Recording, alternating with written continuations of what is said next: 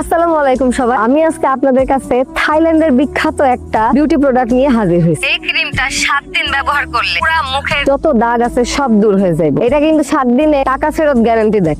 আপু, ক্রিমটা রেট 950 টাকা। আপনার রাতের রেট কত? আমার রাতের জন্মা হারামজাদার বাচ্চা, আমার রাতের রেট জিজ্ঞেস করো। তোর বউ না তোর মারে নিয়ে আয়। তোমার লগে একটা ব্যবসায়িক আলোচনায় রাখছি, লাইভ করা যাবো না। লাইভ করার লোক রাখছি আলাদা হবে। আগের বার লাইভ করছো, আমার কিন্তু এই যে কোম্পানি পেজের নাম শুদ্ধ চেঞ্জ করা লাগছে। ও আমার দোষ ছিল না? না, আমার দোষ ছিল। যাই হোক, শোনো, কাজের কথা কই। ব্যবসায়িক কাজে তোমার একটু সহযোগিতা দরকার। কি কাজ? মালগুলা দাদা বুঝাই দেবো, এটা যে ডেলিভারি দিবা, টাকাটা কালেক্ট করবা, পরবর্তীতে কি কি মাল লাগতে পারে এই সম্বন্ধে অর্ডার কালেক্ট করবা। এই সব কিছুর একটা হিসাব রাখবা, আর যে টাকা পয়সাটা থাকবো এটা একটু গুইনা ব্যাংকে জমা দিয়ে দিবা। আসল কথা তো কইলা না। কি আসল কথা? বেতন দিবা কত? টাকাটাই চিনলি। আমি ভাবছিলাম ভালোবাসে আমার জন্য কামটা ফাউল করে দিবা, বেতন দিয়ে শুরু করতাম না। হাজার হইলে তুমি মালিকের বউ তো। 20% লাভ দিব, 20% লাভ পোষায়?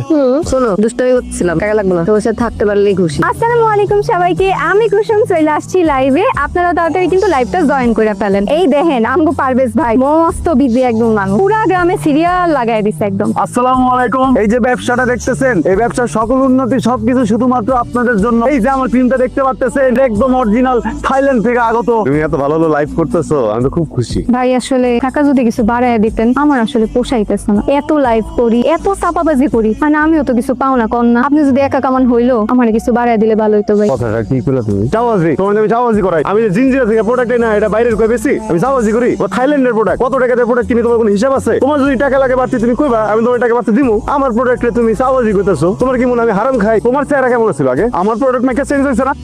আম্মা জান, কই যাইতেছো? একটু বাইরে যাই। শুনলাম কি কাজ নাকি দিচ্ছেন? আব্বা, বাসায় তো বসে থাকতে ভালো লাগে না, কাজ করলে তো একটা টাকাও তো আসে হাত করে। আমি কি তোমার কাজ করতে কইছি? এলাকার লোকে কত কিছু কয়। আমি তো বাবা, আমি বুঝি। আমার মেয়ের কেউ কিছু বললে আমার কেমন লাগে। 2 বছর যাবত জ্ঞান করতেছি, বিয়ে করো বিয়ে করো। কত ভালো ভালো ছেলে বিয়ের প্রস্তাব নিয়ে আসলো, তোমার পছন্দ হয় না। আমি আর তোমার কোনো কথা শুনবো না, বিয়ের জন্য রেডি হও। বা আমার আর 2টা মাস সময় দাও। না, সময় দেওয়া যাবে না, 1 মাসের ভিতরে তোমার বিয়ে। কথাটা মাথায় রাখো। এই যে খারাপ চুকিলি এই দেখো, এখানে যে সবকিছুর হিসাব আছে, আর 2 লাখ টাকা তোমার ব্যাংকে জমা করে দিচ্ছি। কি হয়েছে আপনার? মনটা খারাপ নাকি নাকি? এখন তো ভালো টাকা পয়সা কামাইতেছো, এখন তো আমার বিয়ে করে ঘরে তুলতে পারো। বাহানা দিয়ে দিয়া কত সময় নষ্ট করবা? খুব শীঘ্রই তোমার ঘরে আমি লোক পাঠাইতেছি। 3টা বছর ধরে ঘুরাইতেছি, আমি আর ঘুরাতে পারবো না। পরে আমার আর বিমান করতে পারবো না। 1 মাস সময় দিছে, এই সময়ের মধ্যে কিছু করতে পারলে করো, নাহলে আমি যাবো না। 1 মাস সময় দিচ্ছে? টাকাগুলো যে জমাইতেছি, কিনলে জমাইতেছি, কোন রকম ভাবে 10 লাখ টাকা ভাব করতে পারলে যে আমার জায়গাটার উপরে টিনের বাড়িটা সরাই দিয়ে একটা পাকা বাড়ি করে নেবো। ওইটা চাবিটা দিয়া তোমাদের এই যে মহাজন, এই বাড়িটা আপনার। তারপর তুমি উঠে পড়বা। আমার কি মনটা চাই ভাঙ্গা বাড়িতে তোমরা তুমি কও? কিছু কবি? সামনের মাসে তোর একটু দুদিকে বাড়িতে যাওয়ার লাগবো, তোর কোনো আপত্তি আছে? আমার আপত্তি থাকতো কেন? পাগলের মতো কথা নদীতে আমার এমনি খুব পছন্দ আব্বা। না, এটা কিন্তু তো অনেক